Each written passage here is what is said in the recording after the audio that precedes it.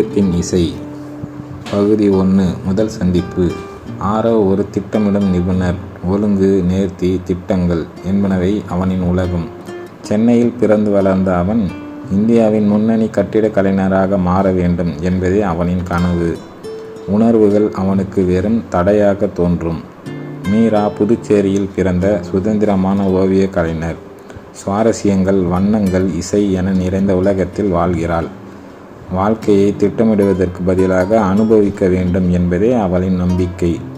ஒரு மழையன்று காலை ஆரவின் கார் பழுதடைந்து அவன் அருகே உள்ள ஒரு கலா அரங்கில் உதவிக்காக செல்கிறான். அதுவே மீராவின் ஓவிய பணிச்சாலை. ஆராவின் முதல் பார்வையிலேயே மீராவுக்கு வெறுப்பு தோன்றுகிறது. அவன் அவளது ஓவியங்களை பராமரிக்காமை என விமர்சிக்க, மீரா அவனை பழுதான மனம் கொண்டவன் என கிண்டல் செய்கிறாள். பகுதி 2. விதியின் விளையாட்டு. சில நாட்கள் கழித்து ஆரவ் புதுச்சேரியில் உள்ள பாரம்பரிய கட்டிடத்தை புதுப்பிக்கும் வேலைக்கு நியமிக்கப்படுகிறான். அவன் எதிர்பாராத வகையில் அவன் ஒருங்கிணைந்து வேலை செய்ய வேண்டிய முன்னணி கலைஞர் மீராதான்.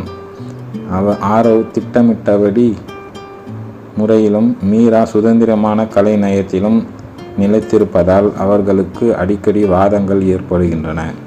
ஆனால் அவற்றை பின்னால் மெதுவாக ஒரு உரசல் உருவாகிறது. ஆரவ் மீதான அசாதாரணமான கலையை பாராட்டத் தொடங்குகிறான்.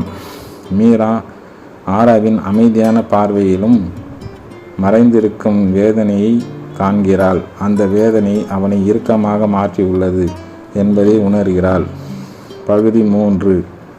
நெருக்கம் வளர்கிறது. அவர்கள் இருவரும் பீச்சில் நடக்கும் நடையை, நட்சத்திரங்கள் நடுவே நிகழும் உரையாடல்களை பகிர்ந்து கொள்கிறார்கள்.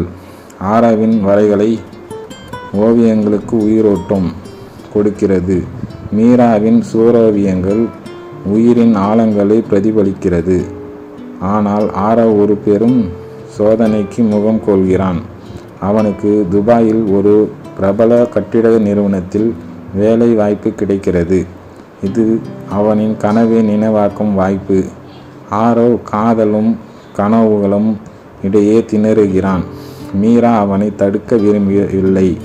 காதல் என்பது பந்தையாக இருக்கக்கூடாது, அது ஒரு சுதந்திரமாக இருக்க வேண்டும் என்பதையே அவள் நம்புகிறாள். பகுதி 4. உறவின் சோதனை. ஆரவ் துபாய்க்கு கிளம்ப முடிவு செய்கிறான்.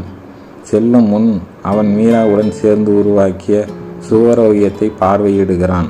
அந்த ஓவியம் அவர்களது பயணத்தின் அடையாளமாக மாறியுள்ளது.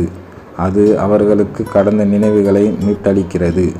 அதே நேரத்தில் மீரா அந்த ஓவியத்தை தூரத்தில் இருந்து பார்த்து கொண்டு தனது கண்ணீரை மறைக்கிறாள்.